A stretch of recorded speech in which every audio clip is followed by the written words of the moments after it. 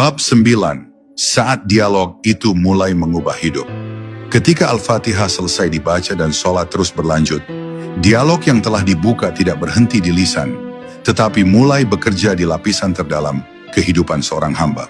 Sholat yang hidup tidak berhenti ketika salam diucapkan, karena pengaruhnya perlahan merembes ke cara berpikir, merasa, dan memilih.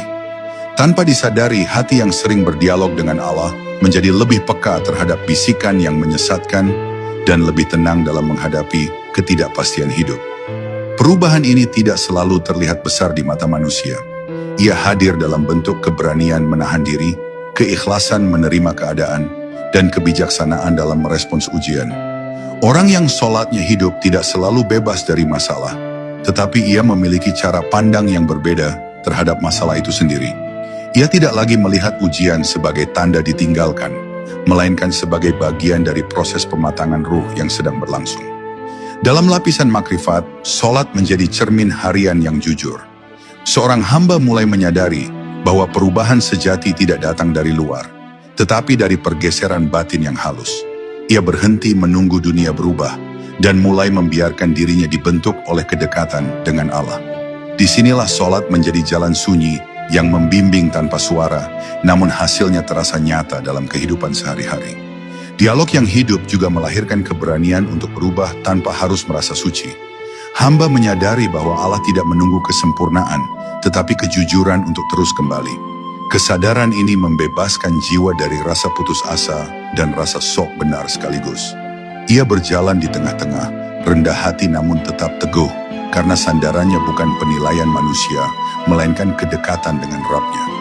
Maka ketika sholat benar-benar menjadi dialog, hidup perlahan menemukan iramanya sendiri. Keputusan-keputusan menjadi lebih jernih, reaksi-reaksi menjadi lebih lembut, dan hati menjadi lebih lapang. Bukan karena hidup menjadi mudah, tetapi karena jiwa tidak lagi berjalan sendirian. Dan inilah tanda bahwa sholat telah melampaui ritual, berubah menjadi cahaya yang menuntun langkah dari dalam. Bab 9. Saat dialog itu mulai mengubah hidup. Ketika Al-Fatihah selesai dibaca dan sholat terus berlanjut, dialog yang telah dibuka tidak berhenti di lisan, tetapi mulai bekerja di lapisan terdalam kehidupan seorang hamba.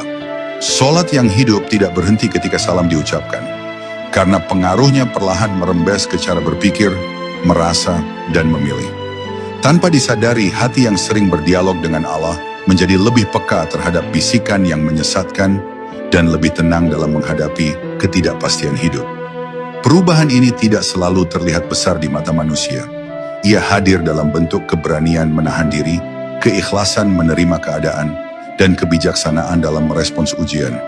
Orang yang sholatnya hidup tidak selalu bebas dari masalah, tetapi ia memiliki cara pandang yang berbeda terhadap masalah itu sendiri. Ia tidak lagi melihat ujian sebagai tanda ditinggalkan, melainkan sebagai bagian dari proses pematangan ruh yang sedang berlangsung. Dalam lapisan makrifat, sholat menjadi cermin harian yang jujur. Seorang hamba mulai menyadari bahwa perubahan sejati tidak datang dari luar, tetapi dari pergeseran batin yang halus. Ia berhenti menunggu dunia berubah dan mulai membiarkan dirinya dibentuk oleh kedekatan dengan Allah. Disinilah sholat menjadi jalan sunyi yang membimbing tanpa suara, namun hasilnya terasa nyata dalam kehidupan sehari-hari. Dialog yang hidup juga melahirkan keberanian untuk berubah tanpa harus merasa suci.